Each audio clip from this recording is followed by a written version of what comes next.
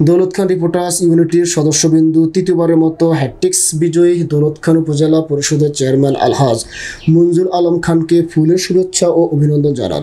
বুধবার বিকেল ৩টায় দলিল খাইরহাট মঞ্জুর আলম খানের বাসভবনে দৌলত খান রিপোর্টার্স ইউনিটের সদস্যবৃন্দ সাক্ষাৎকারে মিলিত হন।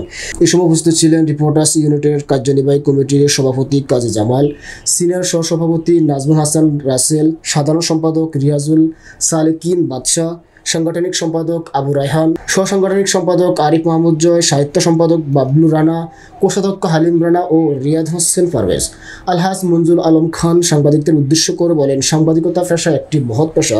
আমরা সকলেই দেশের শান্তি শৃঙ্খলা রক্ষার কাজ করে যাব। দেশের উন্নয়নে সরকারের সহযোগিতায় সাংবাদিকদের বিশেষ ভূমিকা রয়েছে।